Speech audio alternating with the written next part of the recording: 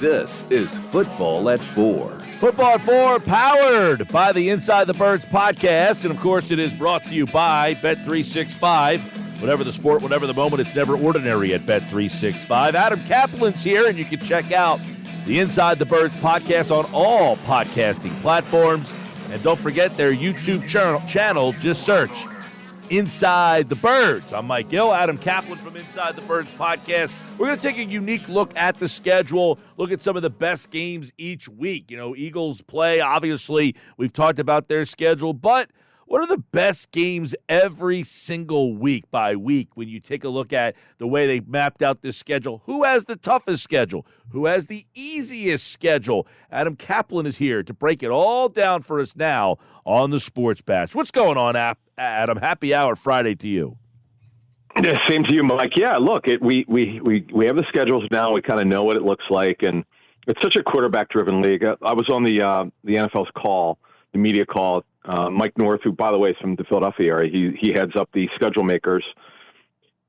And look, it's very obvious that when they put these things together, it's so much about quarterback. The other big thing is, and this is their big team that they were pushing last year was Detroit, and they got that right. Well, what they said was interesting.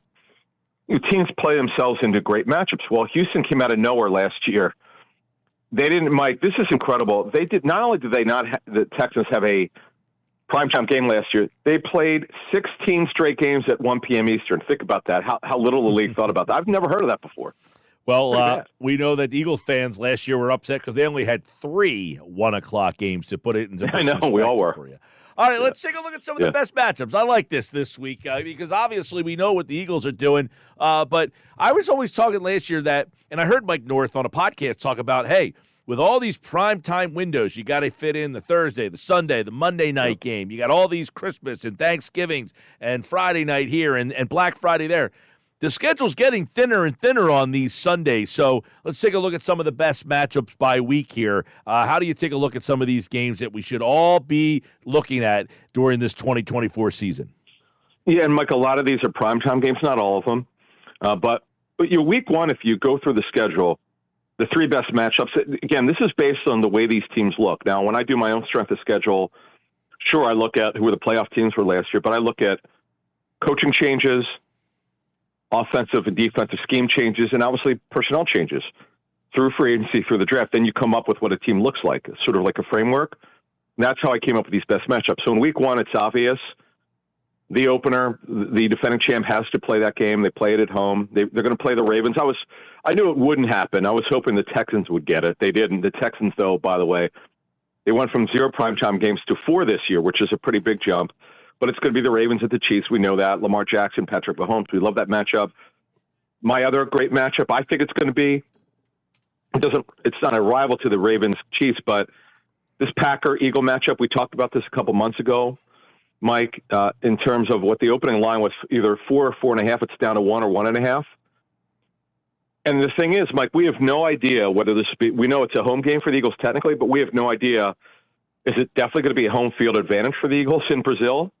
We don't know. Yeah, we were actually talking about that yesterday. The Eagles fan base travels the second most in the league behind Pittsburgh. Number 3 is Green Bay. I had Colin Thompson on yesterday on whether or not he felt that more Eagle fans would be in Brazil or more Green Bay fans. He's kind of a toss-up there to see. So we'll see who actually is the better traveler. They'll play against each other 12 hours away from Philadelphia. I don't know how far the flight is from Green Bay, but they were complaining about how far that flight will be for them. And then the Eagles play on Monday night in week number 2 to kind of make up for it. But what do you look at in week 2, some of the matchups? Yeah, and again, the Chiefs do it. And this is one of these, I would say, emerging rivalries. And these games have been incredible, particularly in the playoffs. It's Burrow and the Bengals again. The Chiefs are going to host them. And they've had some incredible games. You know, Burrow's coming off of the wrist surgery. He's going to be good to go. He's actually throwing, so he's going to be good. And also, this is another game where, you know, the Bills on paper, they do not look as good. They had a lot of personnel changes. The Bills at the Dolphins, and Tua Tagovailoa, the quarterback, is trying to get a new contract there. That's always a great matchup. And then week 3, Mike, once again, the Ravens at Dallas. Boy, that is going to be interesting to see what happens here. The Ravens again on the road against Dak Prescott, who's trying to get a new deal. It's going to be hard to do it because his agent's probably going to want $57 to $60 million a year. Look, he's a proven quarterback. But once again, the Cowboys trying to get a deal done at some point when they should have got it done years ago. A lot of interesting ones there. Let's go to, you take a look at this next pocket of games in week number 3 and 4. You got the same team playing in week 3 and 4. And by the way, let's go to 5 because you have the same team featured in week 3, 4, and 5. Yeah, the Ravens have such a difficult schedule. So if you look at it in week 4, the Ravens are at home against the Bills and Josh Allen again. The Bills are going to have brand new starting receiver Stephon Diggs was traded to Houston. And then in week 5, this is a divisional matchup. You got the Ravens at the Bengals and Joe Burrow again. And this one could be absolutely fantastic. Josh Allen at the Texans, the Bills at the Texans. And again, C.J. Stroud, in my 25 years of covering the National Football League, one of the best rookie seasons I've ever seen from a quarterback. The Houston Texans are just an incredible story. No one really thought that they could get the job done and be a playoff team last season, but they were. Then you move on to week 6, Mike. The Lions, can they repeat their success at the Cowboys? That, to me, is the best matchup in week 6. And the Lions have such a harder schedule, and let's see if they can live up to it. Yeah, kind of, hey, how do you follow up what you did last year? Week 6, Detroit, Dallas could be a big game in the NFC for number 1 seed potential, playoff positioning. Both those teams probably feel like they're in play for the number 1 seed. Week number 7, Kansas City's got a brutal schedule, by the way. They got Baltimore in week 1, Cincinnati in week 2. They got to go to San Francisco. They play on a Saturday. They play on Christmas Day. They got Black Friday. But that's probably the game of the week in week 7. Yeah, and when you're the champs, they're at the Niners and Brock Purdy. Then the next week, I love this matchup. The Eagles, look, we've seen them play the Bengals over years, but it's been a long time. There was that awful game. There actually been a couple of clunkers in Cincinnati, but in week 8, the Eagles are at the Bengals and Joe Burrow, and then also the Cowboys at the Niners. Once again, the Niners, I think they kind of crushed the Cowboys the last time that they played. And then this is a budding rivalry here, just because the Lions are all of a sudden one of the best teams. Week 9, the Lions at the Packers. Folks, don't sleep on the Packers. They will spread the Eagles out in week 1. They're loaded at wide receiver. That I'm telling you, the Packers, to me, and I'm probably going to wind up picking the Packers to win that division, which would be an upset to win that NFC North. Yeah, interesting. And by the way, those two teams will both be featured on Thanksgiving Day a little bit further down the line. Week 10, we get into that back end of the schedule here, and everybody was saying, hey, first time in 20 years, Adam Caplan, no Philly-Dallas game in prime time. How about this one? And Mike North said this yesterday.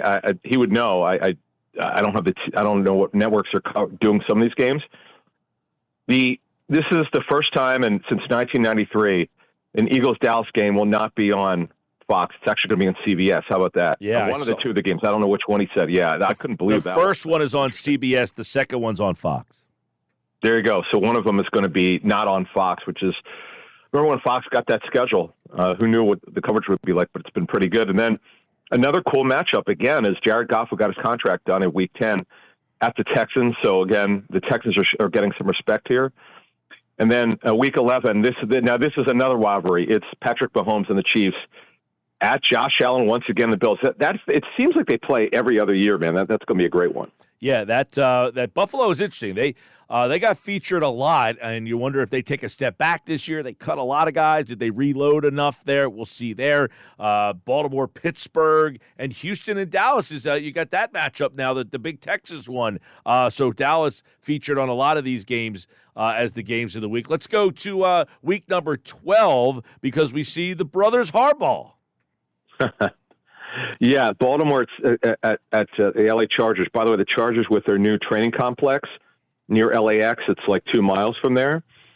And this is the rematch of the 2012 Super Bowl. And we know what happened there is the Ravens were able to get through that, and a historic run for Joe Flacco in the playoffs, one of the best performances for a quarterback in playoff history. And then Eagles finally getting a game of the week in week 13. Actually, there's 2 really good ones. This is the big one. And we'll get to the Eagles' schedule overall and how people look at it. The Eagles at the Ravens, of course. They're going to see Lamar Jackson. That's going to be fun. And then this could be talk about playoff implications. I get that they're not in the same conference, but it could individually. Remember, this is not Major League Baseball. These games count. It's the Niners at the Bills. That's going to be a fun one in Week 13. All right, Week 13. Let's go over to week number 14 here, where you've got, it's going to be interesting because I think, Cincinnati did not make the playoffs last year, but a lot of people think Joe Burrow being back, that team, and Dallas is obviously a team that didn't do much this offseason. Yeah, and Cincinnati, by the way, the odds makers have them as a 10.5 win total. I've got them probably around 10. In Week 14, they'll play at the Cowboys, and then we haven't seen them come to Philly in a while, but in Week 15, it's going to be the Steelers and the Eagles in the interstate rivalry. Different conferences, but playing the same state. I always would joke, Pittsburgh might as well be in another state. It's so far away off the turnpike, of course, but that'll be a fun one. And then here's the question for that game. Will Russell Wilson still be the quarterback, or will it be Justin Fields? Yeah, no doubt. I think we asked that question earlier when we were talking about the schedule as well. Who plays quarterback for Pittsburgh by the time that game gets to Philadelphia? And then the last 3 weeks of the season, man, you got some bangers here. Yeah, in Week 16, the Texans at the Chiefs, that could be for playoff positioning, number 1 seed. Who knows? I'm bullish on the Texans. They have a really good young roster. Week 17, this game was incredible. The NFC Championship rematch, the Lions at the Niners. I'm sure the Lions will never forget that. They blew that huge lead at halftime. And then, remember, in Week 18, there are no time for any games because the NFL does that purposely so they could flex. So you got, which could be for the division or a playoff spot, the Bengals at the Steelers. Steelers, talking to them, they their offensive line. By the way, they have 5 new starters over the last 2 years on their offensive line. They finally took a page out of Philly. Oh, by the way, people from the front office did work for the Eagles, so that would make some sense.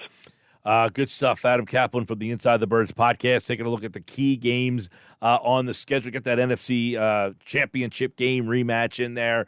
I love seeing Cincinnati-Pittsburgh to close the season out. Could be for the division. That division is going to be wild. Baltimore, Cincinnati, Pittsburgh, Cleveland. You can make a case for all 4 of them probably.